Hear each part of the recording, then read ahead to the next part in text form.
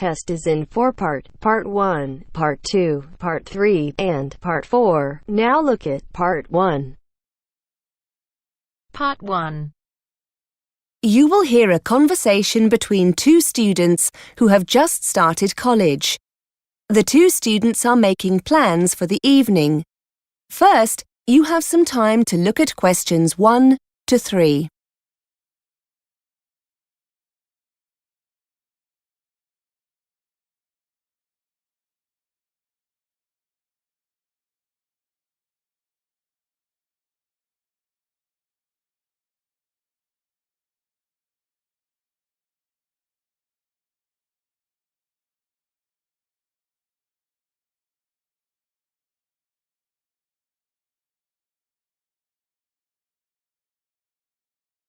Now we shall begin. You should answer the questions as you listen because you will not hear the recording a second time. Listen carefully and answer questions 1 to 3. Hi Lydia, how was your French class? I enjoyed it. Françoise, the teacher, she's really nice and friendly. What about you? You're in the exam class, aren't you? Yes, it was good. There's a lot of work, but I think I'm going to enjoy it. Anyway, we were going to meet up later, weren't we? To see what the city centre's like. Do you still want to go? Definitely, yes. Some of the people in my class went out last night and had a great time. Where would you like to go? What would you like to do?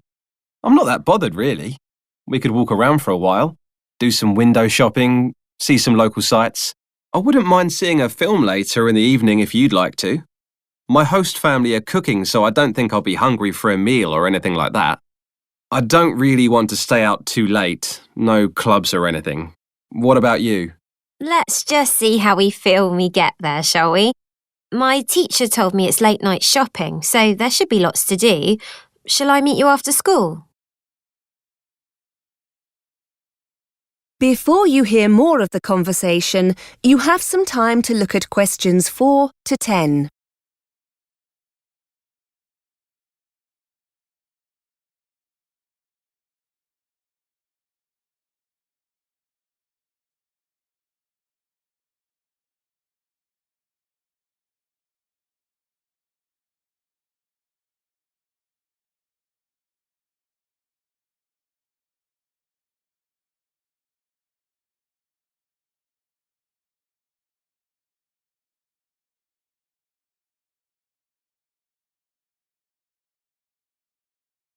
Now listen and answer questions 4 to 10.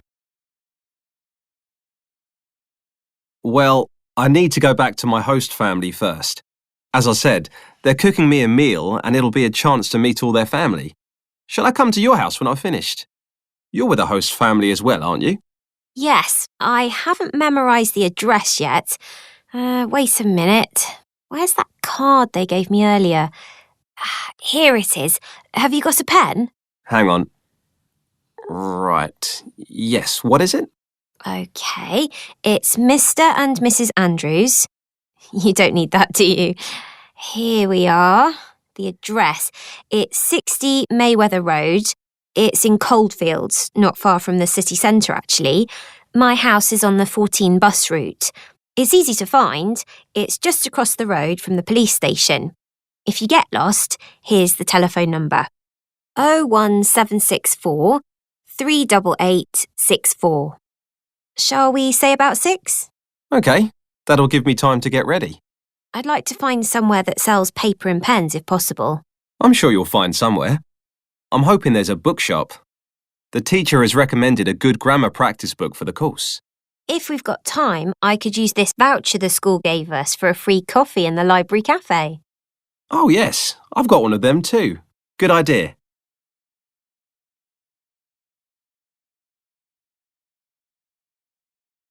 That is the end of Part 1. You now have half a minute to check your answers.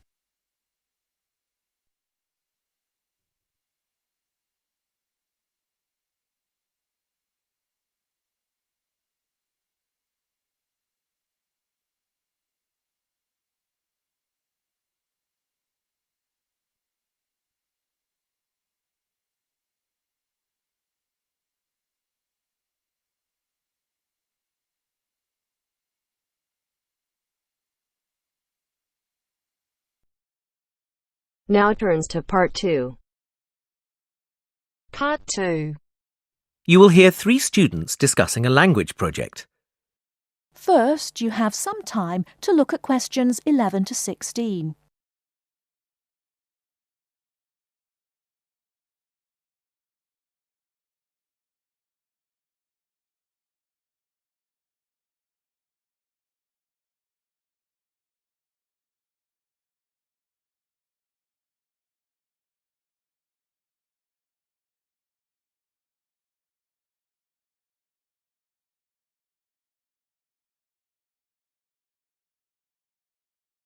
Now, listen carefully and answer questions 11 to 16.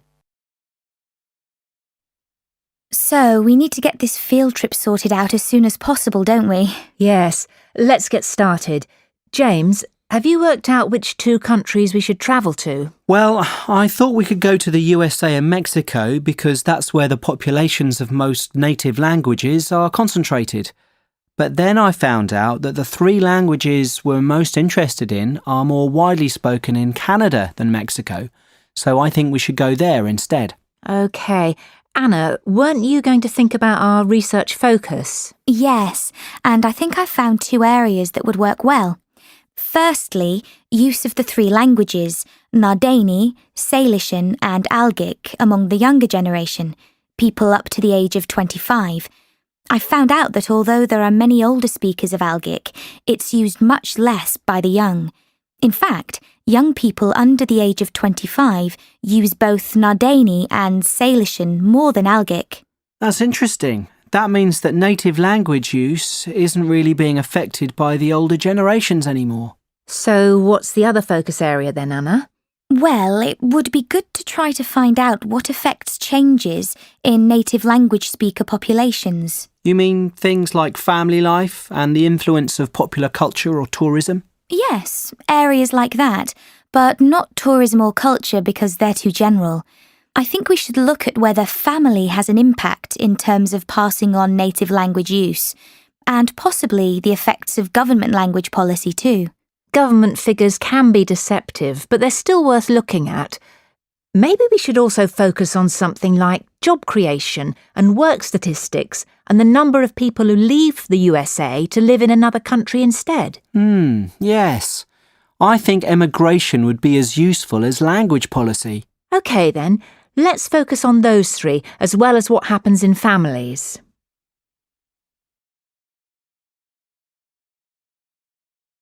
Before you hear the rest of the talk, you have some time to look at questions 17 to 20.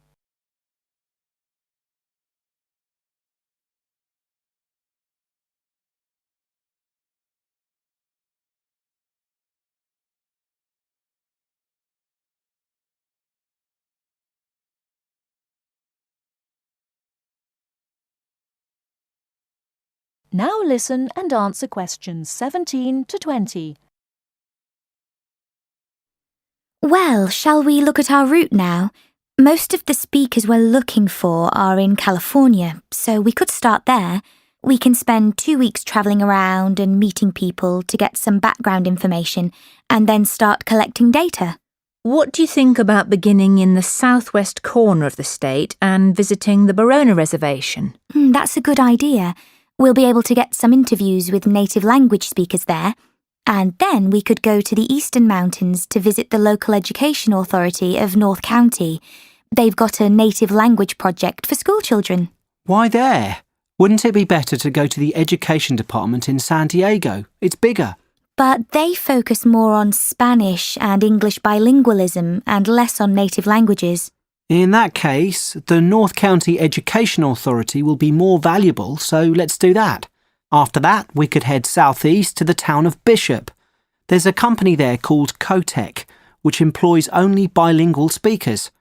I've emailed the managing director, who's happy to give us an interview. Oh, that's great work, James. It sounds like something we should definitely do. Right. Well, I'll email her to confirm. Also, we should go to Sun City. It's this bilingual town in the south-central area of the region. They have a policy whereby all signs in the town must be in the local language as well as English. We can take photos of these signs. They'll make good visuals for our report.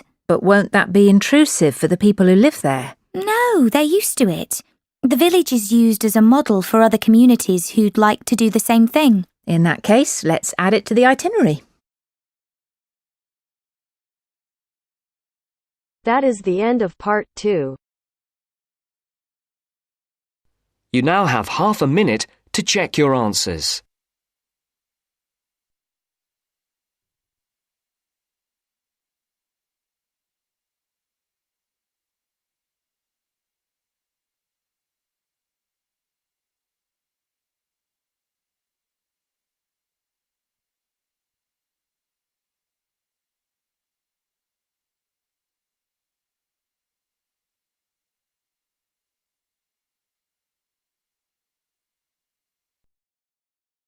Now turns to part 3. Part 3. Tutor answering students' questions about using the college intranet. First, you have some time to look at questions 21 to 25.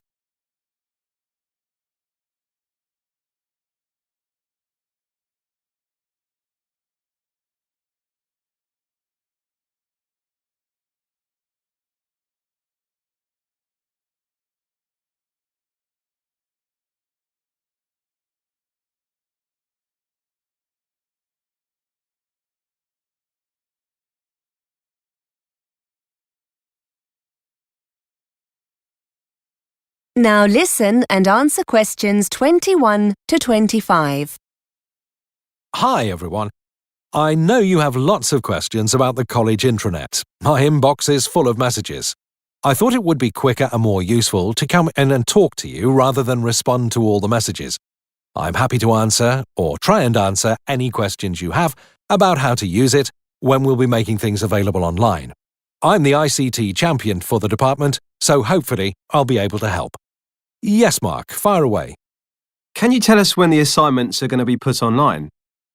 If you're talking about your second assignment, that should be on already. I uploaded it last Monday. Wait a minute, let me check the schedule. Here we are. No, tell a lie. It was the following day, the 14th. Tuesday, the 14th of October. Have you logged into the intranet yet? No. If the assignment's there, I'll download it after we've finished. Are you putting all the assignments up? Yes, I've been waiting for your subject tutors to email them to me. As soon as I have them all, I'll put them online. There's a deadline of the 24th of November. All course assignments need to be online by then. That's college policy for all staff, so they'll be there then for sure. Will there be anything else? Timetables, trip information, that kind of thing? Only there wasn't much online for our course last term. I know, but we're making more of an effort this time. We'll be releasing your marks for the first assignment soon. That'll be the 17th of November. You'll find them in your My Grades area. Again, the timetables are already there, Mark. You need to log in. I made these available at the beginning of term in September. According to the schedule here, the booking forms, for those who want to go on the Belgium trip, will be available next week on the 29th of October. So don't forget to check then. You need to get these back to us quickly if you want to go. The trip's coming up soon, isn't it? Let's see. Yes, the 19th of November. Now remember, there are lots of learning materials on the intranet as well. Quizzes, web links. Before you hear more of the conversation, you have some time to look at questions 26 to 30.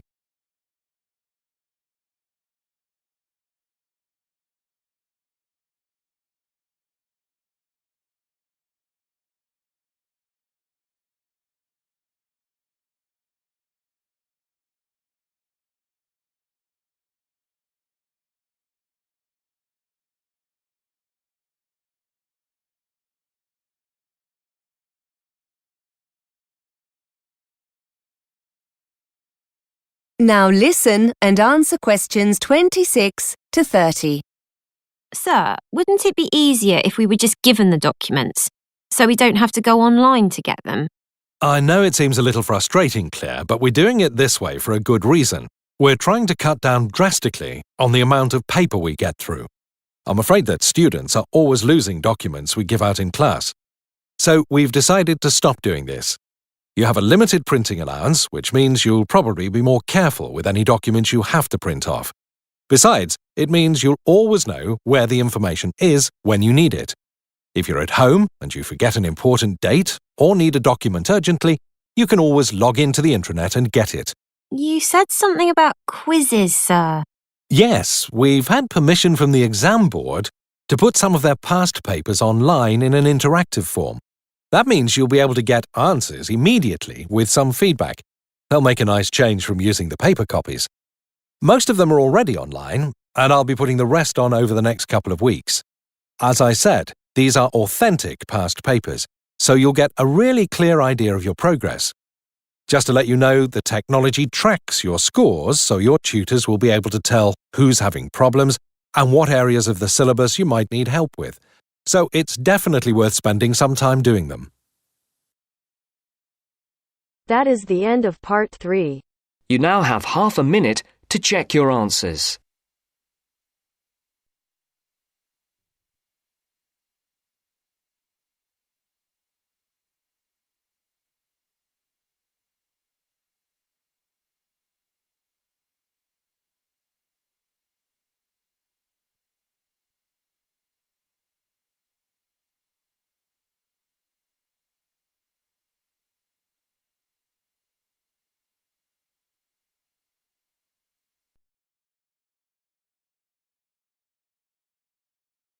Now turns to part 4.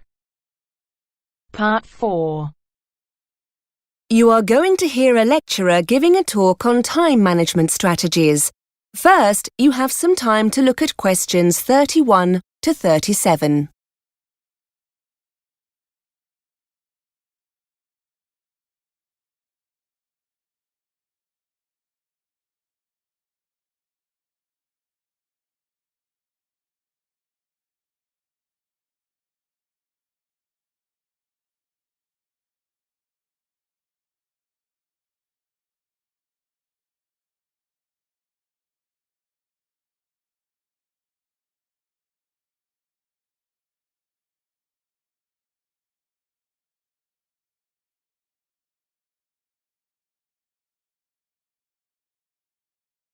Now listen and answer questions 31 to 37.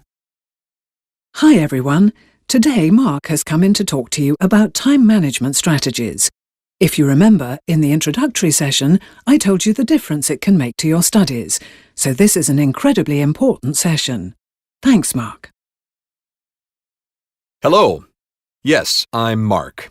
I lecture over in the business school, but I have a bit of a reputation for being rather evangelical about time management, and I'm often invited into other courses to talk about it. So, here I am. You've now come to the end of your first week at university, and you've probably noticed how different it is from school or college. For some people, this step up comes very naturally, but in our experience, many students find this new regime a challenge. People aren't watching over you anywhere near as much, and you're expected to be far more responsible for your own learning. Research I've carried out shows that 65% of male students have poor time management skills. It's not quite so high for females, but still, a majority of 55% would benefit from developing these skills. Students who don't will see their grades and general progress suffer as deadlines are missed or work gets rushed, with a decline in the quality of work as a result. In a nutshell, you need to be aware of the big picture, to know what's coming down the line at any given time and what needs prioritizing. Start by creating that big picture using our yearly academic planner, and don't hide it away in a drawer somewhere. Give it pride of place somewhere, like on the bedroom wall, so you'll have daily reminders of what's approaching. During this first week, you'll have been given seminar and lecture times, essay deadlines, exam dates, and so on. Add these dates to your planner and add any new deadlines, such as seminar presentations or tutorial dates, as you get them. Those important non-academic occasions shouldn't be ignored either. Trips back home for family celebrations need to be factored in. Looking at your planner, the first thing that will strike you is how much time you have on your hands. Just a few seminars here and there, A couple of lectures on Tuesday and Thursday. Easy, you think. But this is very misleading indeed. Your planner only looks empty because it doesn't show all that essential self-study you'll need to do. And, as there's no one else structuring this time for you, you'll need to manage this yourself. You don't want to waste those hours between lectures or seminars in the cafe. Use this time to read through your lecture notes, prepare for the next seminar, or do some research for that next assignment. Essentially, structure your days on a 9-to-5 basis as if you were a full-time employee, and start to calculate how you're going to fill those gaps efficiently. Start by considering how you're going to meet all those deadlines. If there are any cooks among you, you'll know that putting a nice meal on the table requires more than just, well, cooking. You need to research the ingredients, buy them, chop, slice, mix, and so on. Cooking itself is a long way into the process. It's the same with that essay you have to write, or that presentation you might have to make. They need careful planning beforehand, and that time needs to be built into your preparation. Start prioritizing what needs doing and when. Download our monthly and weekly planners to help you map it all out. Before you hear the rest of the lecture, you have some time to look at questions 38 to 40.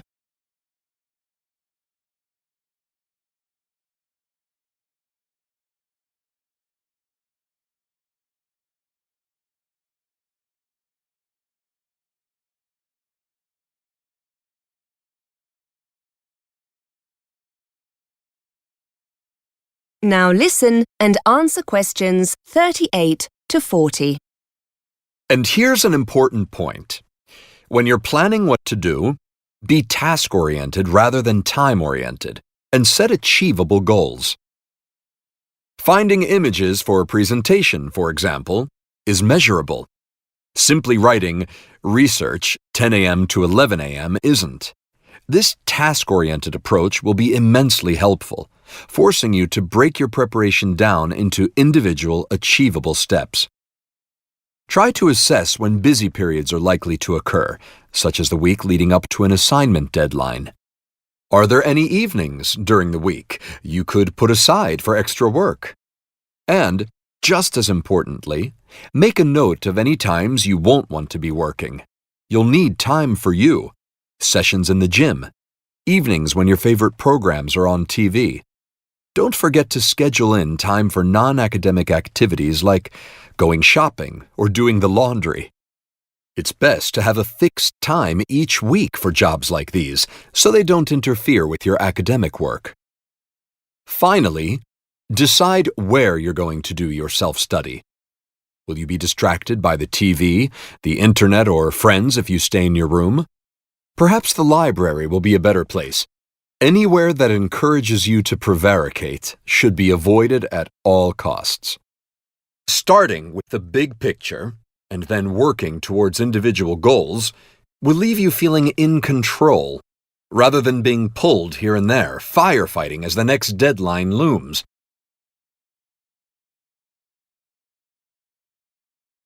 That is the end of part 4. You now have half a minute to check your answers.